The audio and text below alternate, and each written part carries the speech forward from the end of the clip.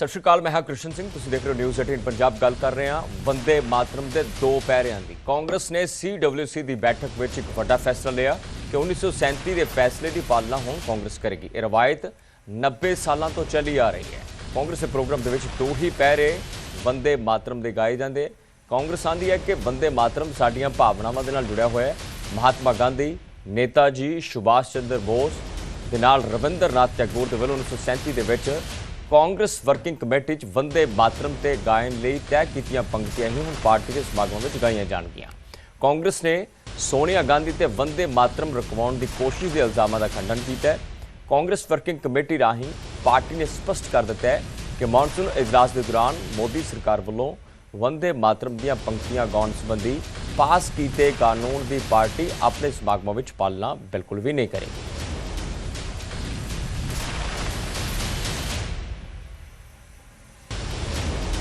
Clarify कर दिया, but again today Congress working committee में भी हमने डिस्कस कर दिया। हमारा स्टैंड वेरी क्लियर है। 1937 का resolution Mahatma Gandhi ji, Pandit Jawaharlal Nehru ji, Rabindranath Tagore ji, Subhash Chandra Bose ji, this type of Sardar Patel ji, this type of top most leadership of that point of time decided that whatever the decision they took, we will abide that decisions. We are very, very clear on that our Congress party workers will do that only. This is our decision.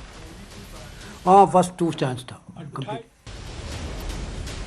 तो वंदे मातरम नूं लैके BJP versus Congress की स्थिति सी तो Bharatiya Janata party ने कांग्रेस के सवाल तक खड़े किए कि वंदे मातरम का अपमान है। तो दूजे पासे कांग्रेस और सोनिया गांधी का जिक्र करदियां CWC की मीटिंग में कहा गया कि कोई अपमान कांग्रेस वालों नहीं किया गया।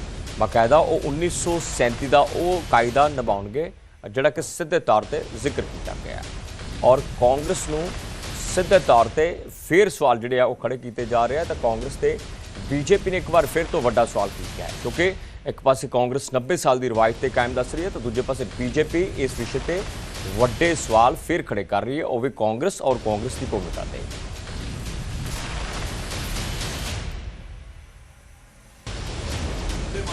प्रस्ताव पारित किया है वो अत्यंत ही निंदनीय है और इसके साथ साथ कांग्रेस पार्टी ने साबित कर दिया कि उनके लिए पार्टी देश से ऊपर है। इसलिए देश के संविधान के द्वारा प्रदत्त शक्ति के साथ संसद से पारित कानून से बड़ा है उनका कार्य समिति का प्रस्ताव, और वो भी कब? गुलामी के कालखंड की कार्य समिति 1937 का प्रस्ताव, और वो भी कौन सा प्रस्ताव? जो जिन्ना की मुस्लिम लीग के आगे पूरी तरीके से आत्मसमर्पण करके कांग्रेस ने किया था। अर्थात कांग्रेस ने यह भी साबित किया है कि वो अपने को संविधान से ऊपर, अपने को देश से ऊपर और अपने पार्टी के प्रस्ताव को संविधान के कानून से ऊपर मानती है। और उसके साथ अब इस अटकलों पर विराम लगा दिया है कांग्रेस ने कि वो अब आज की नई मुस्लिम लीग हो गई है। मुस्लिम लीग के आगे घुटने टेक कर जिस प्रस्ताव को पारित किया उसको स्वतंत्र भारत में आकर उसके लिए अड़ना अत्यंत ही दुर्भाग्यपूर्ण और कांग्रेस की देश के प्रति निष्ठा और संविधान के प्रति निष्ठा पर एक प्रश्न चिन्ह है। हम सिर्फ ये कह सकते हैं कि अब कोई संदेह नहीं है कि उनकी राष्ट्र के प्रति निष्ठा पूरी तरीके से संदिग्ध है, उनकी देशभक्ति पर प्रश्न चिन्ह है और स्वतंत्रता संग्राम के स्वयंभू एकमेव एक्सक्लूसिव कॉपीराइट होल्डर का दावा पूरी तरीके से उन्होंने तार तार कर दिया। कांग्रेस वर्किंग कमेटी की मीटिंग में कई फैसलों पर विचार चर्चा की गई तो हदबंदी के मुद्दे पर कांग्रेस ने मंथन किया कि कांग्रेस का मत 25 साल 543 सीटां ते ही रहे, यानी कि मौजूदा सीटां के हिसाब के नाल राखवाकरण मिले जे महिलाओं को राखवाकरण मिलने की गल की गई। राम मंदिर के चंदे के मुद्दे ते देश भर के इस मूवमेंट में कांग्रेस ले जाएगी तो 800 शहरों के विद्यार्थियों के गूंज प्रोग्राम शुरू होएगा। तो खड़गे इस गल का जिक्र कर रहे हैं कि प्रोग्राम तो बाद शुद्धिकरण किया गया, उस ते भी जिहड़ी चर्चा हुई है। चीन नूं लैके केंद्र की सरकार ते भी वड्डा सवाल खड़ा किया गया।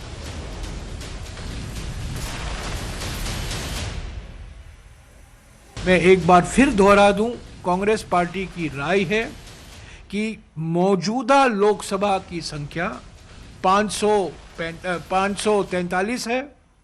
वो अगले 25 साल तक 543 ही रहने के पक्ष में है।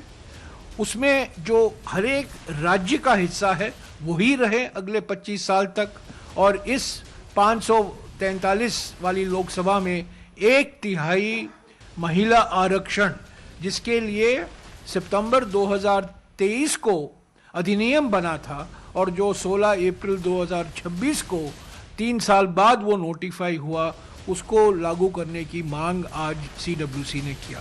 सारे देश में, सभी राज्यों में, ये सिर्फ उत्तर प्रदेश तक सीमित नहीं होगा। ये चंदा चोरी, जो चंदा चोरी के खुलासे हुए हैं राम मंदिर ट्रस्ट को लेकर, राम मंदिर ट्रस्ट का गठन प्रधानमंत्री ने खुद 5 फरवरी 2020 को लोकसभा में किया था। वो अब ये नहीं कह सकते कि ये राज्य का विषय है, इस पर अपनी चुप्पी तोड़नी चाहिए और इस पर कार्रवाई होनी चाहिए, सुप्रीम कोर्ट मॉनिटर्ड इंक्वायरी होनी चाहिए। पर इसके अलावा कांग्रेस पार्टी सारे राज्य में, सारे देश में, हर अलग अलग राज्यों में ये चंदा चोरी के खिलाफ ये अभियान निकाला जाएगा। यह है कि 800 शहर और छोटे शहरों में छात्रों की गूंज अभियान चलाया जाएगा और राहुल गांधी जी भी कई शहरों में छात्रों की गूंज में भाग लेंगे। तो ये महत्वपूर्ण निर्णय था।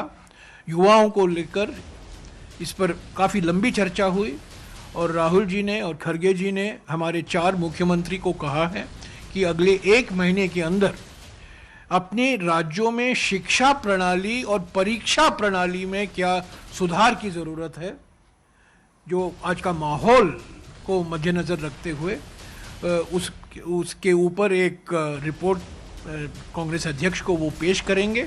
जो कुछ हम कह सकते हैं वो कम होगा। ये संविधान के खिलाफ है, मानवता के खिलाफ है, कानून के खिलाफ है और इस पर प्रधानमंत्री चुप है।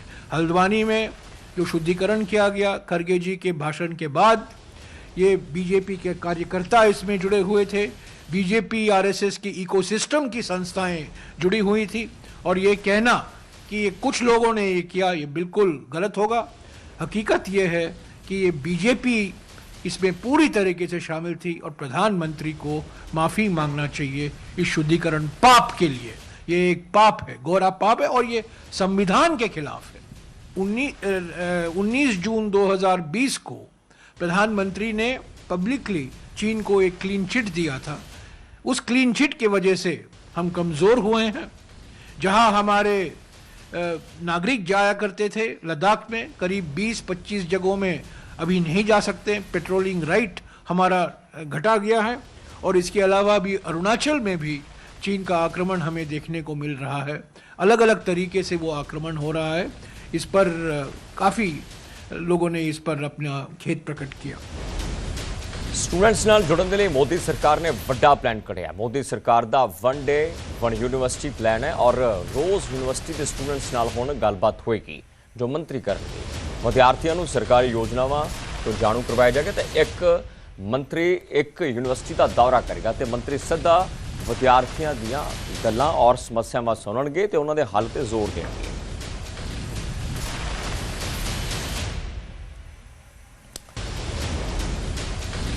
कांग्रेस वर्किंग कमेटी की मीटिंग में साबका सीएम चन्नी शामिल नहीं हुए क्योंकि चन्नी पेपर देने के लिए गए हुए सन। गैर हाजिरी के सवाल ते बघेल भड़के ने कि चन्नी की गैर हाजिरी का कोई सवाल नहीं है। पेपर का हवाला दे के CWC की मीटिंग के साबका सीएम चन्नी शामिल नहीं हुए। दूसरे पासे सुखजिंदर सिंह रंधावा ने भी बयान दिता है कि चन्नी का पेपर है, चन्नी पढ़ाई कर रहे हैं।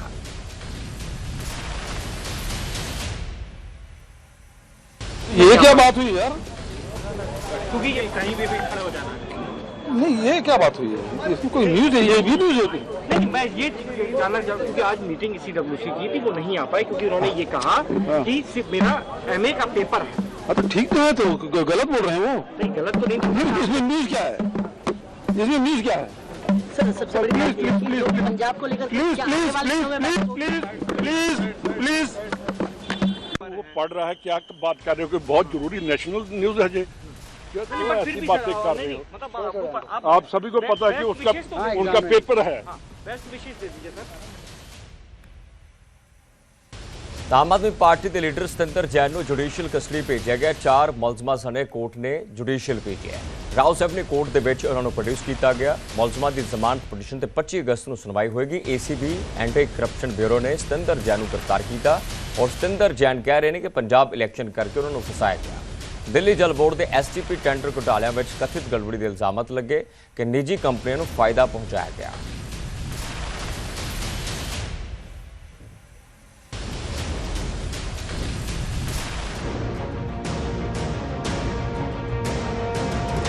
ਪੰਜਾਬ ਦੀਆਂ ਚੋਣਾਂ ਤੋਂ ਠੀਕ ਪਹਿਲਾਂ ਦਿੱਲੀ ਦੇ ਸਾਬਕਾ ਮੰਤਰੀ ਸਤਿੰਦਰ ਜੈਨ ਦੀ ਗ੍ਰਿਫਤਾਰੀ ਨੇ ਸਿਆਸਤ ਪਖਾ ਦਿੱਤੀ ਹੈ। ਰਾਜਧਾਨੀ ਦਿੱਲੀ ਤੋਂ ਲੈ ਕੇ ਪੰਜਾਬ ਤੱਕ ਵਾਰ ਪਲਟਵਾਰ ਦਾ ਸਿਲਸਿਲਾ ਜਾਰੀ ਹੈ। ਸਤਿੰਦਰ ਜੈਨ ਗ੍ਰਿਫਤਾਰ ਹੋਏ ਤਾਂ BJP ਨੂੰ ਆਪ ਨੂੰ ਘੇਰਨ ਦਾ ਮੌਕਾ ਮਿਲ ਗਿਆ। ਮੁੱਖ ਮੰਤਰੀ ਰੇਖਾ ਗੁਪਤਾ ਨੇ ਇਸ ਨੂੰ ਆਪ ਦੇ ਵੱਲੋਂ ਕੀਤੀਆਂ ਗਈਆਂ ਗੜਬੜੀਆਂ ਦਾ ਨਤੀਜਾ ਦੱਸਿਆ ਤਾਂ ਮੁੱਖ ਮੰਤਰੀ ਭਗਵੰਤ ਮਾਨ ਨੇ ਇਸ ਕਾਰਵਾਈ ਨੂੰ BJP ਦੀ ਸਿਆਸੀ ਚਾਲ ਕਰਾਰ ਦਿੱਤਾ।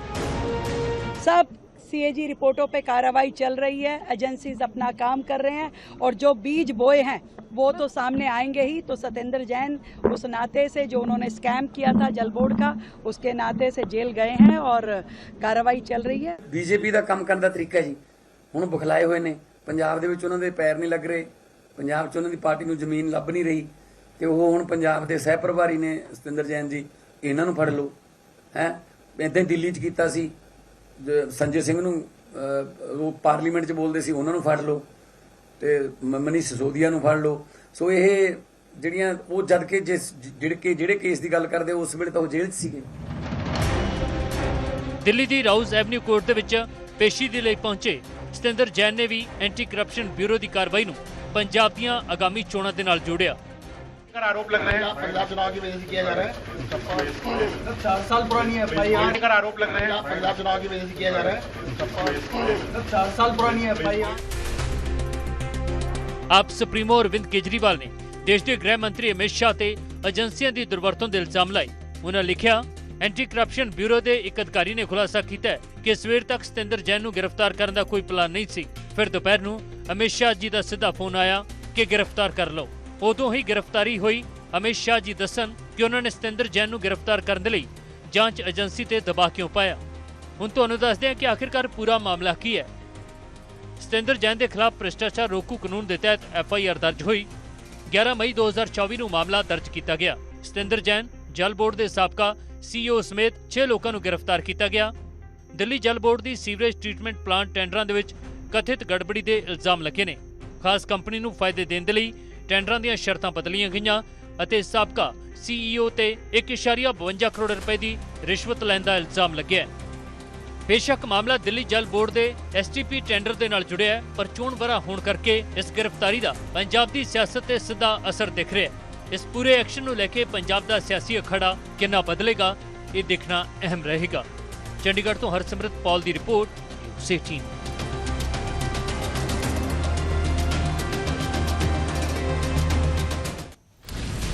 ਅੱਜ ਬਰਸੀ ਮੌਕੇ ਸੰਤ ਹਰਚੰਦ ਸਿੰਘ ਲੋਂਗੋਵਾਲ ਨੂੰ ਯਾਦ ਕੀਤਾ ਜਾ ਰਿਹਾ। ਪੰਜਾਬ ਦੀ ਸਰਕਾਰ ਸ਼ਰਧਾਂਜਲੀ ਸਮਾਗਮ ਕਰਵਾਏਗੀ। ਜ਼ਿਲ੍ਹਾ ਸੰਗਰੂਰ ਦੇ ਵਿੱਚ ਛੁੱਟੀ ਦਾ ਐਲਾਨ ਕਰ ਦਿੱਤਾ ਗਿਆ ਹੈ। ਸ਼੍ਰੋਮਣੀ ਅਕਾਲੀ ਦਲ ਅਤੇ ਸ਼੍ਰੋਮਣੀ ਅਕਾਲੀ ਦਲ ਪੁਨਰ ਸਰਜੀਤ ਦੇ ਵਿਚਾਲੇ ਇੱਕ ਝਗੜਾ ਸੀ ਕਿ ਰੈਲੀ ਕਿਸ ਥਾਂ ਤੇ ਕੀਤੀ ਜਾਣੀ ਹੈ, ਤਾਂ ਹਾਈ ਕੋਰਟ ਨੇ ਇੱਕ ਵੱਡਾ ਫੈਸਲਾ ਸੁਣਾਇਆ ਹੈ। ਸੰਗਰੂਰ ਦੀ ਅਨਾਜ ਮੰਡੀ ਦੇ ਵਿੱਚ ਹੁਣ ਪੁਨਰ ਸਰਜੀਤ ਧੜਾ ਇੱਕ ਪ੍ਰੋਗਰਾਮ ਕਰੇਗਾ ਔਰ ਖਾਲਸਾ ਕਾਲਜ ਦੇ ਵਿੱਚ ਪ੍ਰੋਗਰਾਮ ਸ਼੍ਰੋਮਣੀ ਅਕਾਲੀ ਦਲ ਬਾਦਲ ਕਰਨ ਜਾ ਰਿਹਾ ਹੈ। ਸੰਗਰੂਰ ਜ਼ਿਲ੍ਹੇ ਦੇ ਵਿੱਚ ਛੁੱਟੀ ਦਾ ਫੈਸਲਾ ਲਿਆ ਗਿਆ। ਤਾਂ ਇੱਕ ਵਾਰ ਮੁੜ ਤੋਂ ਦੱਸੀਏ ਕਿ ਕਿਸ ਤਰੀਕੇ ਦੇ ਨਾਲ ਇਹ ਵੱਡੀ ਇੰਪੋਰਟੈਂਟ ਖਬਰ ਹੈ ਕਿ ਹਰਚੰਦ ਸਿੰਘ ਲੋਂਗੋਵਾਲ ਨੂੰ ਉਹਨਾਂ ਦੇ ਜੱਦੀ ਪਿੰਡ ਲੋਂਗੋਵਾਲ ਦੇ ਵਿੱਚ ਯਾਦ ਕੀਤਾ ਜਾਏਗਾ ਔਰ ਅਕਾਲੀ ਦਲ ਬਾਦਲ ਔਰ ਸ਼੍ਰੋਮਣੀ ਅਕਾਲੀ ਦਲ ਪੁਨਰ ਸਰਜੀਤ ਇੱਕੋ ਥਾਂ ਤੇ ਪ੍ਰੋਟੈਸਟ ਕਰਨ ਦੇ ਲਈ ਬਜਟ ਸਨ। ਹਾਲਾਂਕਿ ਫੈਸਲਾ ਅਕਾਲੀ ਦਲ ਬਾਦਲ ਦੇ ਹੱਕ ਵਿੱਚ ਆਇਆ, ਪਰ ਫਿਰ ਵੀ ਸ਼੍ਰੋਮਣੀ ਅਕਾਲੀ ਦਲ ਦਾ ਤਰਕ ਹੈ ਕਿ ਉਹ ਇਸ ਥਾਂ ਤੇ ਪ੍ਰੋਟੈਸਟ ਜਾਂ ਇਸ ਥਾਂ ਤੇ ਪ੍ਰੋਗਰਾਮ ਨਹੀਂ ਕਰੇਗਾ। ਤਾਂ ਦੂਜੇ ਪਾਸੇ ਮਾਮਲਾ ਹਾਈ ਕੋਰਟ ਦੇ ਵਿੱਚ ਪਟੀਸ਼ਨ ਨੂੰ ਡਿਸਪੋਜ਼ ਆਫ ਕੀਤਾ ਗਿਆ। ਤਾਂ ਇਹ ਦੱਸਣਾ ਬੜਾ ਜ਼ਰੂਰੀ ਹੈ ਕਿ ਹਰਚੰਦ ਸਿੰਘ ਲੋਂਗੋਵਾਲ ਦੀ ਯਾਦ ਵਿੱਚ ਸਰਕਾਰ ਵੱਖਰਾ ਪ੍ਰੋਗਰਾਮ ਕਰਵਾ ਰਹੀ ਹੈ, ਪੁਨਰ ਸਰਜੀਤ ਦਾ ਵੱਖਰਾ ਪ੍ਰੋਗਰਾਮ ਔਰ ਸ਼੍ਰੋਮਣੀ ਅਕਾਲੀ ਦਲ ਬਾਦਲ ਸਣੇ ਕਈ ਪੰਥਕ ਧਿਰਾਂ ਵੱਖਰੇ ਵੱਖਰੇ ਪ੍ਰੋਗਰਾਮ ਲੋਂਗੋਵਾਲ ਵਿੱਚ ਕਰਵਾਉਂਦਾ ਹੈ। ਪਹਿਲਾਂ ਮੈਂ DC ਸਾਹਿਬ ਨੂੰ ਇੱਕ ਦਰਖਾਸਤ ਦਿੱਤੀ ਸੀ ਵੀ ਕਿ ਸਾਨੂੰ ਜਿਹੜੇ ਅਨਾਜ ਮੰਡੀ ਅਲਾਟ ਕੀਤੀ ਜਾਵੇ, ਕਿਉਂਕਿ ਅਸੀਂ ਸ੍ਰੀ ਗੁਰੂ ਗ੍ਰੰਥ ਸਾਹਿਬ ਮਹਾਰਾਜ ਦੀ ਤਾਬਿਆ ਉਹਨਾਂ ਦਾ ਪ੍ਰਕਾਸ਼ ਵੀ ਇੱਥੇ ਹੁੰਦਾ ਹੈ। ਸ਼੍ਰੋਮਣੀ ਅਕਾਲੀ ਦਲ ਬਾਦਲ ਵਾਲਿਆਂ ਨੇ ਉਹਨਾਂ ਨੂੰ ਵੀ ਆਪਣੀ ਐਪਲੀਕੇਸ਼ਨ ਦਿੱਤੀ ਸੀ।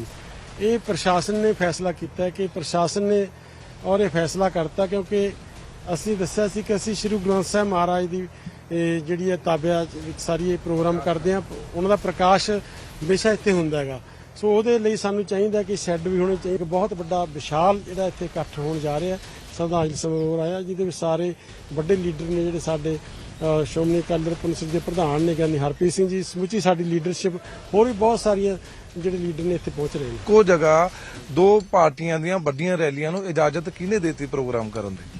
ਮੈਂ ਤਾਂ ਅੱਜ ਵੀ ਚੁੱਕਦਾ ਜੀ, ਅੱਜ ਵੀ ਮੇਰਾ ਇਹੀ ਸਵਾਲ ਹੈ ਕਿ ਜਦੋਂ ਅਸੀਂ ਫੀਸ ਪਹਿਲਾਂ ਭਰੀ, ਜਦੋਂ ਅਸੀਂ ਅਪਲਾਈ ਪਹਿਲਾਂ ਕੀਤਾ, ਫਿਰ ਦੂਜਿਆਂ ਨੂੰ, ਦੂਸਰੀ ਪਾਰਟੀ ਨੂੰ ਜਿਹੜੀ ਅੱਜ ਅਕਾਲੀ ਦਲ ਨੂੰ ਪੁਨਰ ਸਰਜੀਤ ਕਰਨ ਦੀ ਗੱਲ ਕਰਦੀ ਹੈ, ਜਿਹੜੀ ਆਮ ਆਦਮੀ ਪਾਰਟੀ ਦੇ ਹੱਥੇ ਚੜ ਕੇ ਤੇ ਉਹਦੇ ਸਿਰ ਤੇ ਅੱਜ ਖੇਡ ਰਹੀ ਹੈ, ਤੇ ਅੱਜ ਉਹਨਾਂ ਨੂੰ ਉਹ ਜਗ੍ਹਾ ਸ਼ੈੱਡ ਅਲਾਟ ਕਿਉਂ ਕੀਤੇ? ਕਿਉਂਕਿ ਸ਼ੈੱਡ ਜਿਹੜੇ ਸੀ ਅਸੀਂ ਮੰਗੇ ਸੀ, ਬਕਾਇਦਾ ਰਿਟਨ ਚ ਮੰਗੇ ਸੀ, ਬਕਾਇਦਾ ਸਟੇਜ ਵਾਲਾ ਪਾਸਾ ਮੰਗਿਆ ਸੀ, ਖਾਲੀ ਮੈਦਾਨ ਤਾਂ ਅਸੀਂ ਮੰਗੇ ਨਹੀਂ। ਹਜ਼ਾਰਾਂ ਦੀ ਗਿਣਤੀ ਦੇ ਵਿੱਚ ਜਿਹੜੇ ਲੋਕ ਸੀ ਉਹਨਾਂ ਨੇ ਹਿੱਸਾ ਲੈਣਾ।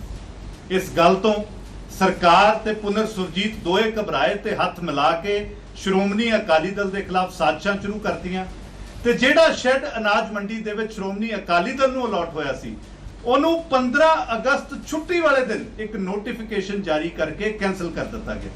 ਹਾਈ ਕੋਰਟ ਦੇ ਆਰਡਰ ਵਿੱਚ ਸਪਸ਼ਟ ਤੌਰ ਤੇ ਲਿਖਿਆ ਹੈ ਕਿ ਜਿਸ ਤਰੀਕੇ ਦੇ ਨਾਲ ਸ਼੍ਰੋਮਣੀ ਅਕਾਲੀ ਦਲ ਦੀ ਅਲਾਟਮੈਂਟ ਨੂੰ ਕੈਂਸਲ ਕੀਤਾ ਗਿਆ, ਇਹਦਾ ਸਰਕਾਰ ਕੋਲੇ ਕੋਈ ਜਸਟੀਫਿਕੇਸ਼ਨ ਨਹੀਂ, ਕਿਉਂਕਿ ਸ਼੍ਰੋਮਣੀ ਅਕਾਲੀ ਦਲ ਨੇ ਜਿਹੜਾ ਅਨਾਜ ਮੰਡੀ ਦੇ ਅੰਦਰ ਸ਼ੈੱਡ ਹੈ ਉਹਦੀ ਪਰਮਿਸ਼ਨ ਵਾਸਤੇ ਚਿੱਠੀ ਵੀ ਪਹਿਲਾਂ ਦਿੱਤੀ ਸੀ। ਸ਼੍ਰੋਮਣੀ ਅਕਾਲੀ ਦਲ ਤੋਂ ਮੰਡੀ ਬੋਰਡ ਨੇ ਜੋ ਰੈਕੁਇਜ਼ਿਟ ਫੀ ਹੁੰਦੀ ਹੈ ਉੱਥੇ ਪ੍ਰੋਗਰਾਮ ਕਰਨ ਦੀ, ਉਹ ਵੀ ਭਰਵਾ ਲਈ ਸੀ। ਤਾਂ ਕੌਮੀ ਇਨਸਾਫ ਮੋਰਚੇ ਵੱਲੋਂ ਭਲਕੇ ਪੰਜਾਬ ਬੰਦ ਦੀ ਕਾਲ ਦਿੱਤੀ ਗਈ। ਇਸ ਦੌਰਾਨ ਕੀ ਕੁਝ ਬੰਦ ਰਹੇਗਾ, ਕਿਹੜੀਆਂ ਮੰਗਾਂ ਨੂੰ ਲੈ ਕੇ ਵੱਡਾ ਐਲਾਨ ਕੀਤਾ ਗਿਆ, ਆਓ ਵਿਖਾਉਂਦੇ ਹਾਂ ਇਸ ਰਿਪੋਰਟ ਜ਼ਰੀਏ। ਜਿਹੜਾ 21 ਤਰੀਕ ਦਾ ਪ੍ਰੋਗਰਾਮ ਹੈ ਪੰਜਾਬ ਬੰਦ ਦਾ, ਉਹਦਾ ਆਵਾਜਾਈ ਹੈ ਜਿਹੜੀ, ਭਾਵੇਂ ਪ੍ਰਾਈਵੇਟ ਟਰਾਂਸਪੋਰਟਰ ਹੈ ਭਾਵੇਂ ਸਰਕਾਰੀ ਟਰਾਂਸਪੋਰਟਰ ਹੈ, ਉਹ ਸਾਰੀ ਦੀ ਸਾਰੀ ਬੰਦ ਹੋਊ। ਇਹ ਐਲਾਨ ਹੈ ਚੰਡੀਗੜ੍ਹ ਮੋਹਾਲੀ ਬਾਰਡਰ ਤੇ ਪਿਛਲੇ ਲੰਮੇ ਸਮੇਂ ਤੋਂ ਚੱਲ ਰਹੇ ਕੌਮੀ ਇਨਸਾਫ ਮੋਰਚੇ ਦਾ। 15 ਅਗਸਤ ਨੂੰ ਗਵਰਨਰ ਹਾਊਸ ਵੱਲ ਜਾ ਰਹੇ ਪ੍ਰਦਰਸ਼ਨਕਾਰੀਆਂ ਤੇ ਚੰਡੀਗੜ੍ਹ ਪੁਲਿਸ ਦੇ ਐਕਸ਼ਨ ਦੇ ਰੋਸ ਦੇ ਵਜੋਂ ਸ਼ੁੱਕਰਵਾਰ ਸਵੇਰੇ 7 ਵਜੇ ਤੋਂ ਦੁਪਹਿਰ 2 ਵਜੇ ਤੱਕ ਪੰਜਾਬ ਬੰਦ ਦੀ ਕਾਲ ਦਿੱਤੀ ਹੈ, ਜਿਸ ਦੇ ਚੱਲਦਿਆਂ ਬਾਜ਼ਾਰ, ਬੱਸਾਂ, ਰੇਲਾਂ, ਹਾਈਵੇ, ਸਕੂਲ ਤੇ ਐਸਜੀਪੀਸੀ ਦੇ ਸਾਰੇ ਹੀ ਦਫ਼ਤਰ ਬੰਦ ਰਹਿਣਗੇ। ਪੰਜਾਬ ਬੰਦ ਦੀ ਇਸ ਕਾਲ ਨੂੰ ਲੈ ਕੇ ਆਗੂਆਂ ਨੇ ਸੂਬਾ ਵਾਸੀਆਂ ਨੂੰ ਸ਼ੁੱਕਰਵਾਰ ਵਾਲੇ ਦਿਨ ਬੱਸ ਜਾਂ ਟ੍ਰੇਨ ਦੇ ਸਫ਼ਰ ਤੋਂ ਗੁਰੇਜ਼ ਕਰਨ ਦੀ ਅਪੀਲ ਕੀਤੀ ਹੈ ਤੇ ਪ੍ਰਸ਼ਾਸਨ ਤੋਂ ਪ੍ਰਦਰਸ਼ਨਕਾਰੀਆਂ ਤੇ ਕੀਤੇ ਪਰਚਿਆਂ ਨੂੰ ਬਿਨਾਂ ਸ਼ਰਤ ਰੱਦ ਕਰਨ ਦੀ ਮੰਗ ਕੀਤੀ ਹੈ। ਇਹਨਾਂ ਨੇ ਅਣਮਨੁੱਖੀ ਜ਼ਬਰ ਕੀਤਾ ਪੰਜਾਬ ਦੀ ਧਰਤੀ ਤੇ ਆ ਕੇ। ਚੰਡੀਗੜ੍ਹ ਡਿਊਟੀ ਵਾਲਿਆਂ ਨੇ ਇਸ ਜ਼ਬਰ ਦੇ ਖਿਲਾਫ ਤੇ ਉਲਟਾ ਸਾਡੇ ਜਿਹੜੇ ਆਗੂਆਂ ਤੇ ਝੂਠੇ ਕੇਸ ਪਾਏ ਆ, ਅਸਲਾ ਐਕਟ ਦੇ, ਭੰਨ ਤੋੜ ਦੇ, ਸਰਕਾਰੀ ਜਾਇਦਾਦ ਦੇ ਨੁਕਸਾਨ ਪਹੁੰਚਾਉਣ ਦੇ। ਇਹਨਾਂ ਨੇ ਗਾਤਰਾ ਵਿੱਚ ਕਿਰਪਾਨ ਕਿਉਂ ਰੱਖੀ ਹੈ, ਇਹੋ ਜਿਹੀਆਂ ਸਾਰੀਆਂ ਵਾਹਿਜਾਤ ਗੱਲਾਂ ਦੇ ਆਧਾਰ ਤੇ ਜਿਹੜੇ ਝੂਠੇ ਕੇਸ ਪਾਏ ਆ, ਉਹਨਾਂ ਦੇ ਬਿਨਾਂ ਸ਼ਰਤੋਂ ਰੱਦ ਹੋਣ। ਜਿਹੜੀ ਰੋਡ ਆਵਾਜਾਈ ਹੈ ਜਿਹੜੀ, ਭਾਵੇਂ ਪ੍ਰਾਈਵੇਟ ਟਰਾਂਸਪੋਰਟਰ ਹੈ ਭਾਵੇਂ ਸਰਕਾਰੀ ਟਰਾਂਸਪੋਰਟਰ ਹੈ, ਉਹ ਸਾਰੀ ਦੀ ਸਾਰੀ ਬੰਦ ਹੋਊਗੀ। ਅਸੀਂ ਲੋਕਾਂ ਨੂੰ ਅਪੀਲ ਕਰਾਂਗੇ ਵੀ ਚੜ੍ਹਨ ਹੀ ਨਾ ਉਸ ਦਿਨ, ਜਾਣ ਹੀ ਨਾ, ਉਹ ਆਪਣਾ ਅੱਧਾ ਦਿਨ ਆ ਉਹ ਜਿਹੜਾ 2 ਵਜੇ ਤੱਕ ਉਹ ਆਪਣੀ ਆਵਾਜਾਈ ਦੇ ਵਿੱਚ ਆਉਣ ਹੀ ਨਾ, ਸਰਕਾਰੀ ਆਵਾਜਾਈ ਦੇ ਵਿੱਚ। ਉਸ ਤੋਂ ਬਾਅਦ ਰੇਲ ਆਵਾਜਾਈ ਹੋ ਜਾਂਦੀ ਹੈ, ਉਹ ਵੀ ਅਸੀਂ ਅਪੀਲ ਕਰਾਂਗੇ ਵੀ ਸਰਕਾਰ, ਸੈਂਟਰ ਸਰਕਾਰ ਦੇ ਅਧੀਨ ਹੈ, ਉਹ ਵੀ ਆਪ ਹੀ ਬੰਦ ਕਰ ਦੇ। ਭਾਵੇਂ ਪ੍ਰਾਈਵੇਟ ਟਰਾਂਸਪੋਰਟਰ ਹੈ ਭਾਵੇਂ ਸਰਕਾਰੀ ਟਰਾਂਸਪੋਰਟਰ ਹੈ, ਉਹ ਸਾਰੀ ਦੀ ਸਾਰੀ ਬੰਦ ਹੋ। ਕੌਮੀ ਇਨਸਾਫ ਮੋਰਚੇ ਦੀ ਇਸ ਪੰਜਾਬ ਬੰਦ ਦੀ ਕਾਲ ਨੂੰ ਅਕਾਲੀ ਦਲ ਵਾਰਿਸ ਪੰਜਾਬ ਦੇ ਸ਼੍ਰੋਮਣੀ ਕਮੇਟੀ ਅਤੇ ਦਲ ਖਾਲਸਾ ਵੱਲੋਂ ਸਮਰਥਨ ਦਿੱਤਾ ਗਿਆ। ਦੱਸਦੇ ਕਿ ਬੰਦੀ ਸਿੰਘਾਂ ਦੀ ਰਿਹਾਈ ਦੀ ਮੰਗ ਨੂੰ ਲੈ ਕੇ ਪਿਛਲੇ 3 ਸਾਲਾਂ ਤੋਂ ਵੱਧ ਦੇ ਸਮੇਂ ਤੋਂ ਚੰਡੀਗੜ੍ਹ ਮੋਹਾਲੀ ਬਾਰਡਰ ਮੋਰਚਾ ਲੱਗਿਆ। ਹੁਣ ਦੇਖਣਾ ਹੋਏਗਾ ਕਿ ਬੰਦ ਦੀ ਇਸ ਕਾਲ ਦਾ ਕਿੰਨਾ ਕੁ ਅਸਰ ਵੇਖਣ ਨੂੰ ਮਿਲਦਾ ਹੈ। ਚੰਡੀਗੜ੍ਹ ਤੋਂ ਹਰਸਿਮਰਤ ਪੌਲ, ਨਿਊਜ਼ 18 ਪੰਜਾਬ। ਤਾਂ ਕਰਤਾਰਪੁਰ ਸਾਹਿਬ ਦਾ ਲਾਂਘਾ ਕਈ ਮਹੀਨਿਆਂ ਤੋਂ ਬੰਦ ਹੈ। ਚਿਰਾਂ ਤੋਂ ਚੱਲਦੀ ਮੰਗ ਤੇ ਸਰਕਾਰ ਨੇ ਵੀ ਸਪਸ਼ਟ ਕੀਤਾ ਹੈ ਕਿ ਸੁਰੱਖਿਆ ਕਰਕੇ ਲਾਂਘਾ ਨਹੀਂ ਖੁੱਲੇਗਾ।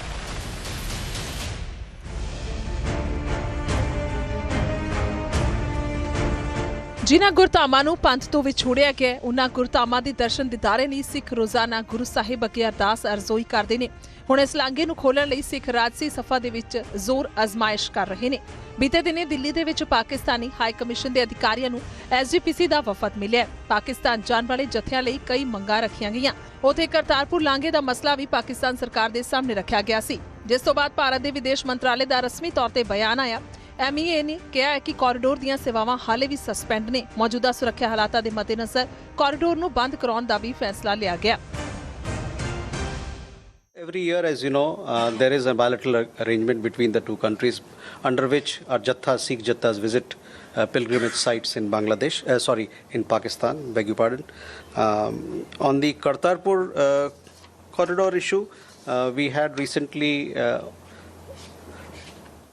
addressed a question in the Parliament as well. As you are aware, the Kartarpur corridors services of Sri Kartarpur Corridor Sahib were suspended with effect from 7th May of 2025. Given the extent security situation which continues to be the case, this Kartarpur Sahib corridor services continues to remain suspended. उधर अकाली दल अमृतसर के प्रधान सिमरनजीत सिंह मान ने भी लांघा खोलने की मांग की है। मान ने कहा कि जेकर अमरनाथ यात्रा हो सकती है तो लांघा क्यों नहीं खुल सकता। कश्मीर दे विच अमरनाथ यात्रा हो रही है, उत्थे सिक्योरिटी टुटी हुई है। ਜਿਹੜੇ भी पंडित है उन्होंने हुक्म है सरकार दा कि जिन्ना चेर अमरनाथ यात्रा मुकदी नहीं तुसी अपने घरां चों बाहर नहीं निकलना। तो फिर मैनू दसो कि हिंदुआं दी यात्रा तो हो सकती है पर सिखां दी नहीं हो सकती। ਕੀ ਫਿਰ ਹਿੰਦੂ ਤੇ ਸਿੱਖ ਬਰਾਬਰ ਹੈ? ਉਹ 1 ਸਾਲ ਤੋਂ ਜਿਹੜਾ ਲਾਂਘਾ ਬੰਦ ਆ ਉਹਨੂੰ ਮੁੜ ਤੋਂ ਖੋਲਣ ਦਾ ਜਿਹੜਾ ਉਪਰਾਲਾ ਕਰਨ, ਕਿਉਂਕਿ ਸਿਰਫ 4 ਘੰਟੇ ਦੀ ਯਾਤਰਾ ਆਉਣ ਜਾਣ ਕੀਤਾ ਜਾਂਦਾ। ਉੱਥੇ ਵੀ ਜਿਹੜੀ ਸੁਰੱਖਿਆ ਵਾ, ਸਿਕਿਉਰਿਟੀ ਆ, ਬਹੁਤ ਵੱਡੇ ਪੱਧਰ ਤੇ ਆ। ਸੋ ਅਸੀਂ ਆਸ ਕਰਦੇ ਹਾਂ ਕਿ ਇਸ ਨੂੰ ਮੁੜ ਵਿਚਾਰ ਕੇ ਲਾਂਘਾ ਖੋਲ੍ਹਿਆ ਜਾਵੇ। ਕਾਬਲੇ ਗੌਰ ਹੈ ਕਿ ਆਪਰੇਸ਼ਨ ਸਿੰਦੂਰ 7 ਮਈ 2025 ਤੋਂ ਬਾਅਦ ਕਰਤਾਰਪੁਰ ਕੋਰੀਡੋਰ ਸੇਵਾਵਾਂ ਮੁਅੱਤਲ ਨੇ। ਹਾਲਾਂਕਿ ਦੋਵੱਲੇ ਪ੍ਰੋਟੋਕੋਲ ਦੇ ਤਹਿਤ ਸਿੱਖ ਜਥੇ ਪਾਕਿਸਤਾਨ ਜਾਂਦੇ ਰਹੇ, ਪਰ ਹੁਣ ਸਿੱਖ ਮੁਕੱਦਸ ਧਰਤੀ ਦੀ ਤਾਂਘ ਦੇ ਵਿੱਚ ਨੇ। ਕਦੋਂ ਦਰਸ਼ਨ ਦਿਦਾਰੇ ਹੋਣਗੇ, ਪਰ ਸਰਕਾਰ ਸੁਰੱਖਿਆ ਕਾਰਨਾਂ ਦਾ ਹਵਾਲਾ ਦਿੰਦੀ ਵਿਖਾਈ ਦੇ ਰਹੀ ਹੈ।